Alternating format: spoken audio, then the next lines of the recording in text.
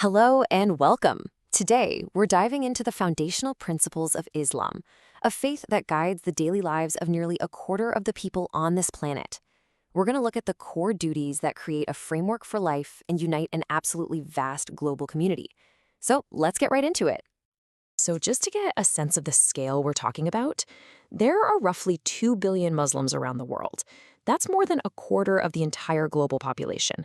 It's a staggering number, and it makes Islam the world's second largest religion. The name of the faith itself gives you the whole core concept. In Arabic, the word Islam literally translates to submission, and we're talking specifically about submission to the will of God, or Allah. So a Muslim, then, is simply one who submits to God. All right, so here's our roadmap for this explainer. First, we'll get a handle on the sheer scale of the faith. Then we'll look at its core texts before doing a deep dive into the 5 pillars, the things that really structure a Muslim's life. After that, we'll explore the ethical framework for daily life, look at the diversity of the global community, and finally, reflect on Islam's incredible 1400-year history. Okay. Let's start by digging into those numbers, because they really do tell a story of some pretty significant global growth. Now, what's so fascinating here isn't just how big Islam is right now, but its trajectory. All the research shows that it's the fastest growing major religion on Earth, and that's largely driven by demographics. We're talking about a younger median age and a higher birth rate compared to other major religious groups. So, you've got 2 billion people. Where does all their spiritual and legal guidance come from? Well, let's take a look at the foundational sources of Islamic faith. At the absolute heart of Islam is its central religious text, the Qur'an. Now, for Muslims, this isn't just a book inspired by God. The belief is that it is the direct, verbatim word of God, revealed piece by piece to the Prophet Muhammad over about 23 years. That makes it the ultimate, unchangeable source of divine guidance. But okay, how do you actually apply the Qur'an to your daily life? For that, Muslims turn to the Sunnah. You can think of it as the Prophet Muhammad's own lived example, everything he said, did, or silently approved of. And all of this is recorded in collections called the Hadith. So together, the Quran and the Sunnah, they provide the blueprint for Islamic life. And now we get to the absolute core of our explainer, the 5 pillars. These aren't just suggestions or nice ideas. They are 5 essential, mandatory duties for every single adult Muslim who is mentally and physically able. They truly are the framework of a Muslim's entire life of faith. So these 5 pillars are the declaration of faith, which is the Shahada, the 5 daily prayers, known as Salah, the annual charity, Zakat, the fasting during Ramadan, which is Sawm, and finally, the once-in-a-lifetime pilgrimage to Mecca, the Hajj. Let's break down what each of these really means. So first up is the Shahada. This is the absolute bedrock of the faith. It's the verbal gateway into Islam, a statement that's incredibly simple, but just profound. And this is it. This is the declaration.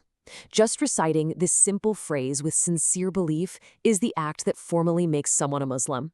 And you can see it contains the 2 absolute core beliefs of Islam. First, that there is only one God, and second, that Muhammad is his final messenger. The second pillar is Salah, the ritual prayer. Now, it's important to understand this isn't a spontaneous, have a chat with God kind of prayer. It's a very structured and disciplined form of worship that really acts as a spiritual anchor, connecting a believer to God throughout the entire day. The key ideas here are rhythm and unity. Muslims perform Salah 5 specific times a day, and during that prayer, no matter where they are in the world, they all face the Kaaba in the city of Mecca and recite verses from the Quran in Arabic. It creates this incredibly powerful, unifying connection with millions of others doing the exact same thing. The third pillar, Zakat, is really interesting because it shifts the focus away from your personal relationship with God to your responsibility toward the community. It's basically a formalized system of mandatory charity. This really highlights the social dimension of Islam. Zakat isn't just a nice suggestion, it is a religious obligation. Any Muslim who meets a certain wealth threshold has to donate a fixed portion, usually about 2.5% of their savings, to help the poor and needy. It creates this built-in system of social welfare. All right, our 4th pillar is Sawm, which you probably know as fasting. This is most famous for its observance during one very special holy month in the Islamic calendar. So during the holy month of Ramadan, every able-bodied adult Muslim refrains from all food, drink, and other physical needs from the crack of dawn all the way until sunset. The whole idea is to cultivate self-discipline, to feel empathy for those who are less fortunate, and to forge a much deeper spiritual connection. And that brings us to the fifth and final pillar, the Hajj. For so many Muslims, this sacred journey to Mecca is really the spiritual peak of their entire lives. The Hajj is the annual pilgrimage to the holy city of Mecca in Saudi Arabia. Every single Muslim who is both physically and financially able is required to make this journey at least once. It involves a whole series of complex rituals that take place over several days, and it brings together millions of pilgrims from every background you can possibly imagine. So, beyond these 5 massive duties, Islam also provides a broader ethical framework that guides pretty much every aspect of daily life. And you can understand a lot of it through 2 very fundamental concepts, halal and haram. To put it really simply, halal means anything that is permissible or lawful under Islamic law, while haram is the opposite. It means anything that is forbidden. But here's the thing. These concepts aren't just about food. They apply to everything, from how you do business to personal conduct to how you speak, shaping a Muslim's choices all day, every day. Diet is probably the most common example people know.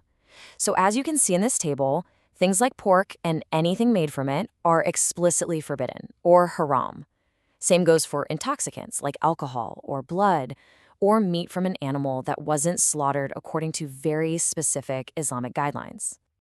Okay, so with 2 billion followers, you can imagine that the global Muslim community, which is known as the Ummah, is incredibly diverse. So let's take a quick look at how this community is structured and where people actually live. Now, the 2 main branches you'll find within Islam are Sunni and Shia. As this chart shows, Sunni Muslims make up the vast majority, somewhere around 88%. The historical split between these 2 groups actually goes all the way back to a disagreement over who should lead the Muslim community after the Prophet Muhammad died, and that led to different theological traditions over the centuries. So where do most Muslims live? The answer might actually surprise you. While Islam was born in the Middle East, the demographic heart of the faith today is in Asia. Indonesia has the world's largest Muslim population, and it's followed by Pakistan and then India. Okay, so to wrap things up, let's just step back for a moment and appreciate both the deep, deep historical roots and the really dynamic future of this global faith. I mean, we are not talking about a new religion here.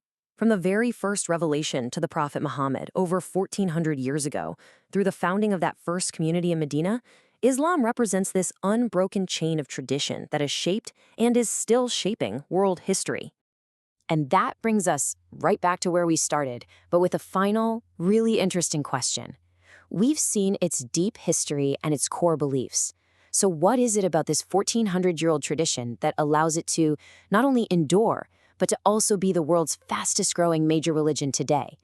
That is a powerful thought to leave you with.